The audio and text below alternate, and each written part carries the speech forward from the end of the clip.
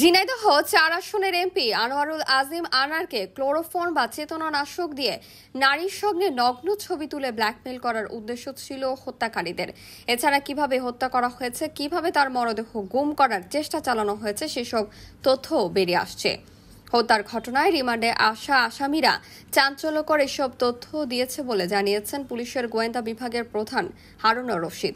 আটককৃতদের দেওয়া তথ্য মতে হত্যাকাণ্ডে জড়িতরা ফ্ল্যাটে নেওয়ার পর ক্লোরোফর্ম দিয়ে এমপি আনারকে অচেতন করে।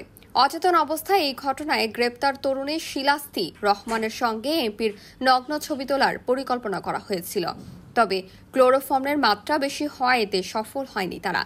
যে পরিকল্পনা ছিল সে অনুযায়ী প্রথমে তাকে হত্যা না করে হানি ট্র্যাপে ফেলার কথা ছিল। এর মাধ্যমে তাকে ব্ল্যাকমেইল করে টাকা আদায় করার উদ্দেশ্য ছিল। তিনি আরো বলেন, হত্যা করা ছিল মূল উদ্দেশ্য। হত্যা তারা করতই, তার কাছ থেকে টাকা আদায় করেই খুনিদের পারিশ্রমিক দেওয়ার চিন্তা ছিল মাস্টারমাইন্ড শাহিনের। দেশে ভারতীয় পুলিশের একটি টিম 2 থেকে 3 দিন ধরে তদন্ত করছে। গত 13 মে কলকাতায় নিউ টাউনের একটি অভিজাত অ্যাপার্টমেন্টের ফ্ল্যাটে নির্মম হত্যাকাণ্ডের শিকার হন এমপি আনার। হত্যা ও তার মরদেহ টুকরো টুকরো করার পর সেটির পাশে বসে খাবার ও মদ খায় হত্যাকারীরা। হত্যার পর আনারের মরদেহ ফ্ল্যাটের বাথরুমে নেওয়া হয়, সেখানে বসে টুকরো টুকরো করা হয় তাকে।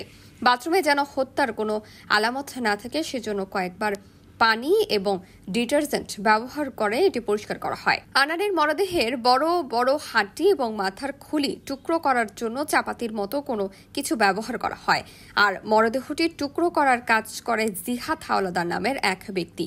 এই জিহাদ পেশা একজন কসাই।